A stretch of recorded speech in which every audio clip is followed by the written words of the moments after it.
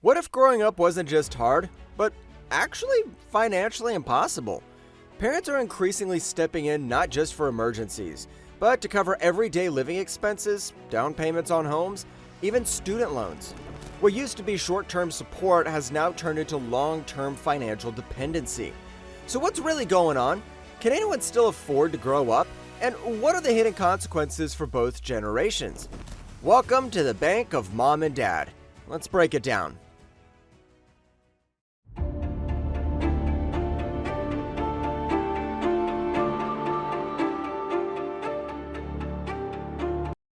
Let's talk about a trend that's transforming how we view adulthood. How adult children are still heavily relying on mom and dad, even well into their 30s. We're talking about support that's often ongoing. On average, parents can be contributing between $900 to $1,500 per month. And this isn't just a quick post-college favor. For many, this support stretches on for years, sometimes decades. Parents are turning into full-time safety nets, not just emotional support, but financial lifelines. So why does this matter? Because it's fueling the biggest housing crisis we've ever seen. Today, real estate prices, especially in places like New York, LA, and big metro areas, are sky high. Without massive savings or a huge down payment, most young adults can't even qualify for a mortgage.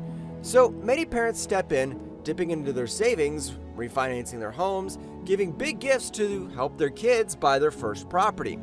And here's the catch. While yes, it helps a single family, it also pushes up housing prices for everyone else. When parents inject more money into the market, their kids qualify for larger loans, which drives prices even higher. So, this cycle, it's part of what's making housing affordability worse than ever.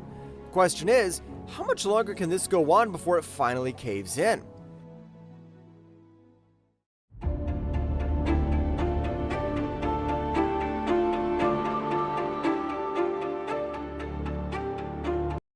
Here's the harsh truth. This extended support for adult kids doesn't come without major consequences. Many parents are digging deep into their own retirement savings just to help their kids cover rent, pay off student loans, or simply even keep up with daily expenses. And the costs? They're rising fast, and so is the strain on these families. In a growing number of cases, parents are putting more into their kids' needs than into their own future. That means less saved for their retirement, mounting debt, and a delay or even risking their retirement plan altogether, all in the name of love and support for their children. This isn't just about budgeting.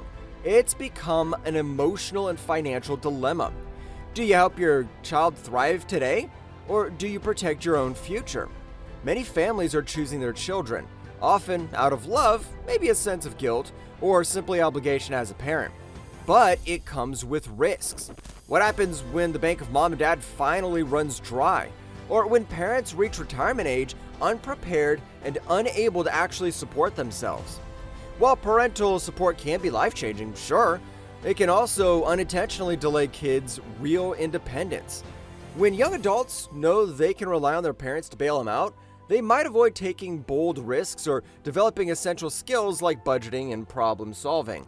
On top of that, help often comes with hidden strings, expectations about career paths, relationships, even lifestyle choices, both spoken or even just implied. This subtle influence can extend long after they leave home, blurring boundaries, prolonging dependence, and undermining the autonomy they actually need to build their own lives. Simply put, parents, even with the best intentions, can unintentionally limit their children's growth by remaining too involved.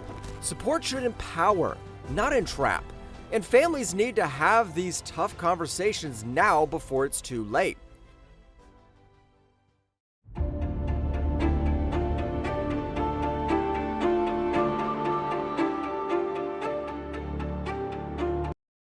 So how did we even get here? Why is it suddenly so expensive to just grow up? Well, the answer isn't simple. It's layered. First, let's talk about education. Tuition fees have skyrocketed over the last 20 years. College costs have increased over 200% since 2000, leaving students buried in debt before they even land their first job. Think about that. Then there's housing. Real estate prices in major cities like New York, San Francisco, and Los Angeles have outpaced wage growth. In some places, home prices are now over 10 times the median income, which simply makes affordability nearly impossible.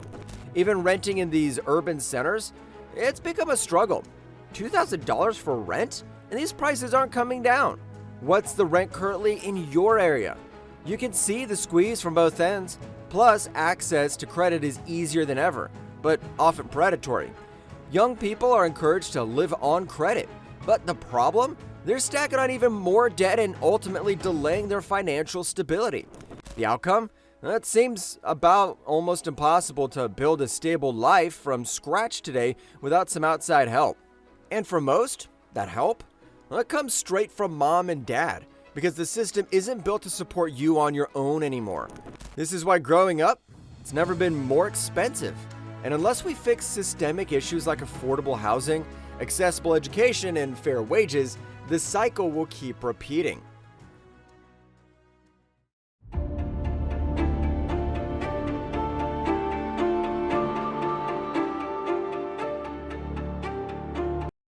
All right, let's talk about a massive shift happening right now. Early inheritance and how wealth is being transferred while people are still young. Instead of waiting until parents pass away to pass down assets, families are giving their kids a head start while they're still in their prime. We're talking property, cash gifts, fully funded investment accounts. It's all happening, and it's changing the game. Sounds helpful, right? For the ones lucky enough who get it, it's a huge advantage. But here's the truth. This trend actually makes inequality worse. It widens the wealth gap and fuels nepotism that's almost impossible to ignore. Kids of wealthy parents are starting adulthood debt-free, with stronger credit scores and more freedom to take on risks. Launching startups, accepting unpaid internships, buying homes years earlier in the majority. These advantages compound over time, creating a massive boost in both wealth and social mobility. Now, this isn't their fault. We'd all love to be fortunate enough to be in those shoes. But what about everyone else? The young adults without that support.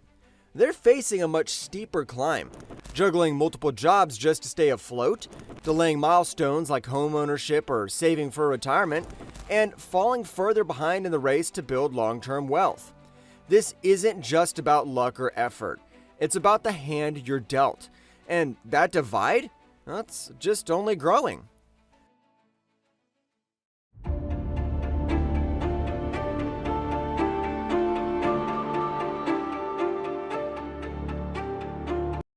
So let's recap. The bank of mom and dad has become a quiet, often overlooked force reshaping our entire financial landscape. It's a cushion, sure. The bigger question, though, should growing up even be this expensive? The honest answer is, well, until we fix systemic issues like affordable housing, accessible education, and fair wages, it might just stay this way for the foreseeable future. For a lot of people, the bank of mom and dad isn't even an option. It's a lifeline they'll never get to see. This reliance on parental support, it's quietly changing what it means to be financially independent. Once, hitting 18 or 21 meant stepping into the real world. Now, many are pushing those traditional milestones like buying a home, building a stable career, or starting a family well into their 30s or 40s, thanks to soaring housing costs, stagnant wages, and crushing student debt. Parents are having to step in, sometimes willingly, sometimes not, acting as the pillars holding up a generation trying to stay afloat in an economy that no longer plays fair. But here's the truth. This model, it's unsustainable. The more parents delay retirement, take on extra jobs, or cut back their own lifestyles, the system begins to crack. And that pressure, it's not just on their wallets. Futures, relationships, entire families are feeling the heat. So I ask you, can anyone still truly afford to grow up? I want to hear what you think. Ultimately, the rising costs of becoming an adult are reshaping everything. And the bank of mom and dad just might be what's keeping things afloat for now.